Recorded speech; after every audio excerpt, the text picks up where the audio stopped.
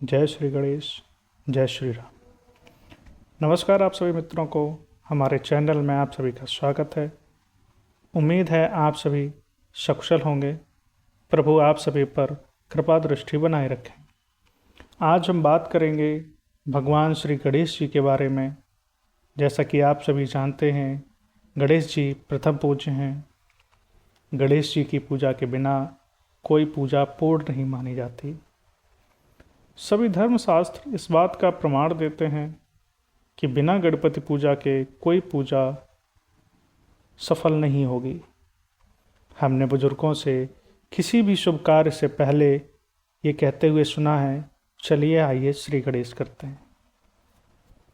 यह स्पष्ट है कि हम सभी को किसी भी शुभ कार्य से पहले गौरी पुत्र श्री गणेश जी का ध्यान करना चाहिए और उनका आशीर्वाद लेना चाहिए, ताकि सभी कार्य शुभ फलदायक हों। लेकिन क्या आप जानते हैं कि गौरी नंदन गणेश जी को ही प्रथम पूज्य क्यों माना जाता है? तो चलिए आइए बताते हैं। एक बार सभी देवताओं के मन में पहली पूजा को लेकर उनके मन में एक लालसा उठने लगी कि वो ही सर्वश्रेष्ठ हैं, वो शक्तिमान हैं, वो सर्वेश्वर हैं, उनकी पूजा होनी चाहिए।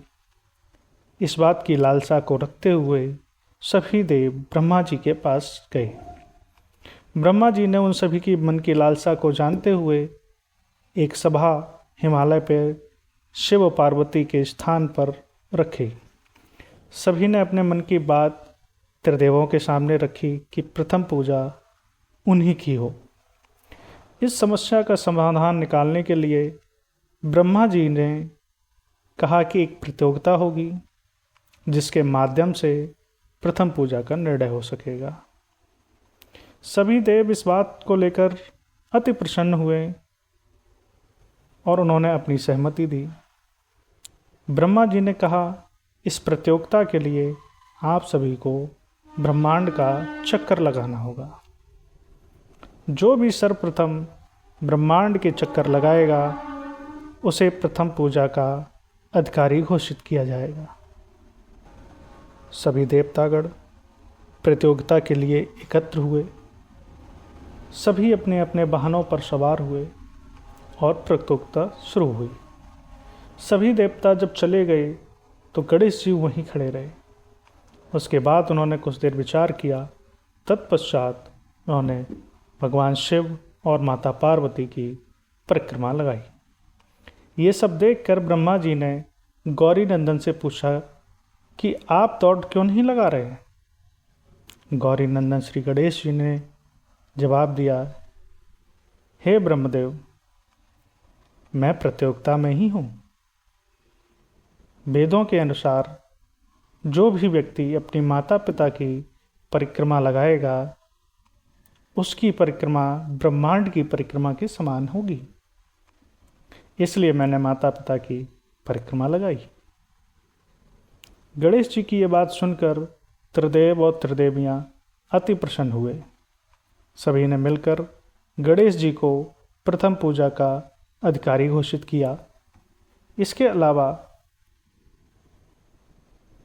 भगवान श्री गणेश को प्रथम पूजा का अधिकारी होने की एक और वजह है, वो है उन्होंने सभी विकारों पर विजय प्राप्त की है। इन्हीं कारणों से भगवान श्री गणेश को प्रथम पूजा का अधिकार मिला। केवल मनुष्य ही नहीं, देवता, यक्ष, गंधर्व, किन्नर, नाग, राक्षस सभी को किसी भी पूजा या तप से पहले भगवान श्री गणेश जी का आह्वान और ध्यान करना होता है। गणेश जी के प्रथम पूज्य होने की कथा से हमें सीखने योग्य भी मिलता है कि जब कभी मुश्किल और विकट परिस्थिति आए तो हमें धैर्य और साहस रखना चाहिए और बुद्धि तथा विवेक से काम लेना चाहिए। रहीमदास जी ने बहुत अच्छी बात कही है, रहीमन देख बड़ेन को लघु न दीजिए डार, जहाँ काम आवे सुई कहा करे तलवार। इसका अर्थ तो आप सभी भली भांति जानते हैं कि बुद्धि का अगर सुई की भांति हम इस्तेमाल करें तो चाहे भरे गुब्बारे को फोड़ना हो या घावों को सिलना हो, बुद्धि हमेशा सफल होती है। आप सभी को यह वीडियो कैसी लगी, अपनी राय ज़रूर दें। इस चैनल को लाइक कीजिएगा, सब्सक्राइब कीजिएगा। जय श्री राम, राधे राधे।